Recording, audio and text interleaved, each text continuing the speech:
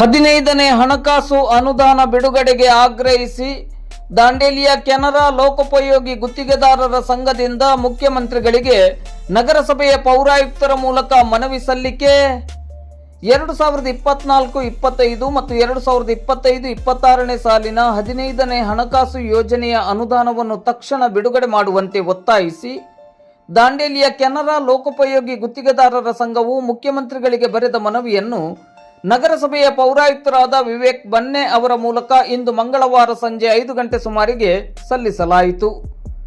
ಮನವಿಯಲ್ಲಿ ಸಂಘವು ತಿಳಿಸಿರುವಂತೆ 15ನೇ ಹಣಕಾಸು ಯೋಜನೆಯಡಿ ಗ್ರಾಮ ಪಂಚಾಯತ್, ಪಟ್ಟಣ ಪಂಚಾಯತ್, ನಗರಸಭೆ ಮತ್ತು ಪಂಚಾಯತ್ ರಾಜ್ ಇಂಜಿನಿಯರಿಂಗ್ ಇಲಾಖೆಗಳಲ್ಲಿ ಕಳೆದ 1 ವರ್ಷದಿಂದ ಕೇಂದ್ರ ಸರ್ಕಾರದ ಅನುದಾನ ಬಿಡುಗಡೆಯಾಗಿಲ್ಲ.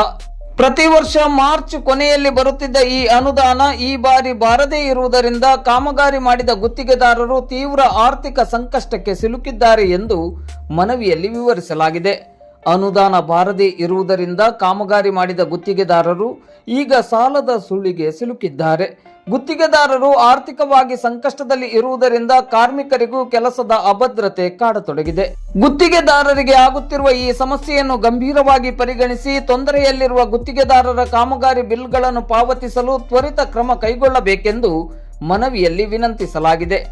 ಈ ಸಂದರ್ಭದಲ್ಲಿ ಸಂಘದ ಪ್ರಧಾನ ಕಾರ್ಯದರ್ಶಿ BL ಲಮಾಣಿ, ಖಜಾಂಚಿ K ಸುಧಾಕರ್ ರೆಡ್ಡಿ, ಸಹ ಕಾರ್ಯದರ್ಶಿ ಸುಬ್ರಹ್ಮಣ್ಯ N ಪಡುಕೋಣೆ, ಸಂಘದ ಸದಸ್ಯರಾದ ಶರಣಪ್ಪ ಮುರುಡಿ, M ಸುಬ್ರಹ್ಮಣಿ, ಅರವಿಂದ್ ಪಾಟನ್ಕರ್, ಅವಿನಾಶ್ ಗೋಡ್ಕೆ, ಪ್ರದೀಪ್ ಗವಾಸ್ ಮೊದಲಾದವರು ಉಪಸ್ಥಿತರಿದ್ದರು. 5ನೇ ಹಣಕಾಸು ಯೋಜನೆಯ ಅನುದಾನ ಬಿಡುಗಡೆಯಾಗದಿರುವುದರಿಂದ ಗ್ರಾಮೀಣ ಮತ್ತು ನಗರ ಪ್ರದೇಶಗಳ ಅಭಿವೃದ್ಧಿ ಕಾಮಗಾರಿಗಳು ಕೂಡ ಸ್ಥಗಿತಗೊಳ್ಳುವ ಭೀತಿ ಎದುರಾಗಿದೆ ಎಂದು ಗುತ್ತಿಗೆದಾರರು ಆತಂಕವನ್ನು ವ್ಯಕ್ತಪಡಿಸಿದ್ದಾರೆ.